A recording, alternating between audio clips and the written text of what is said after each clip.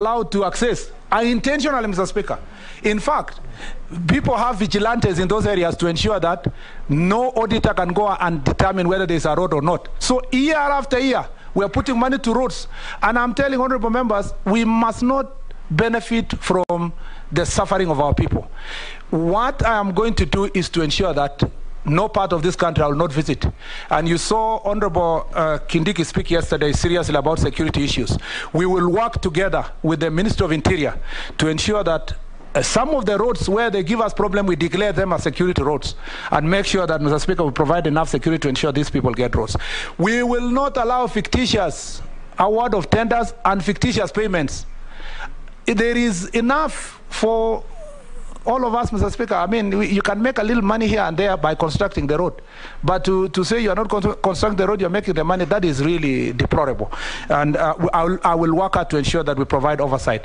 On the relationship between Kera... Deplorable, it's illegal. It's illegal, of course. It's illegal, Mr. Speaker. But I was looking for a more serious... a more gross terminology. Immoral too. Immoral too, yes, Mr. Speaker. Thank you. I know you are away with what. And Mr. Speaker, we will make sure that we provide oversight. On the relationship between county roads and Kera roads, we will put in place a more coordinating mechanism. I think signage plays a role. If a road has been done by Kera, let them put a sign there that is Kera, so that then the counties do not come and superimpose some few mara here and there, and then they take away the money. That is the other problem, duplication. We will eliminate duplication, Mr. Speaker. And we want to ensure that the counties are doing roads, and where those roads can be classified as Kera, we can take over to assist the counties where they are unable to do it. On the issue of... since the ministry is in charge of classification and policy, we'll make sure that the policy framework is put in place. Honorable Anyonya, I have nothing to add. Kenya has deployed technology which automatically picks your weight, the weight of your goods, and the bill is just sent to you. That is progressively, that's where we are going to go. But insofar as maintenance is concerned, I have answered that question. We will maintain the money so that we ensure that they are used. I didn't get properly, Rehab, the question, Honorable Rehab Mukami, on the trained personnel.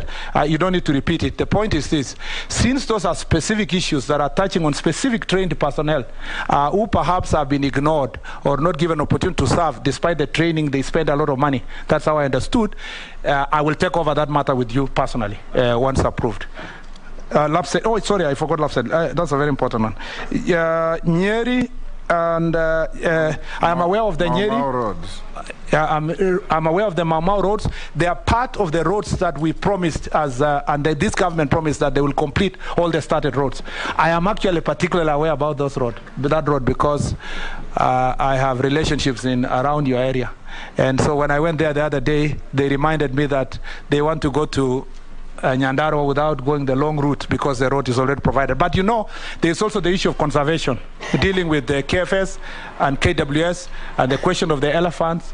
We must do our roads, but also conserve the environment. So we'll have that conversation to ensure that conservation of environment will be achieved, but people will be able to move in good time. Let me respond to the issue of LAPSET, which I forgot. Mr. Speaker, you are in the cabinet of President Mwai Kibaki that established LAPSET. And you know LAPSET was put in the office of the president as a coordinating body to ensure that those projects along the LAPSET corridor are implemented.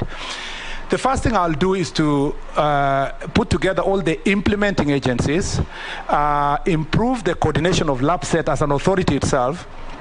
Maybe, if need be, we can bring it as a legal entity properly within an act of parliament, if need be. Number two, the LAPSET corridor must be developed, and I think I should have answered this when I was answering Honorable Mishi's question. The Lamu port has already been completed. 3 berths have been developed, but there are no goods that are docking there.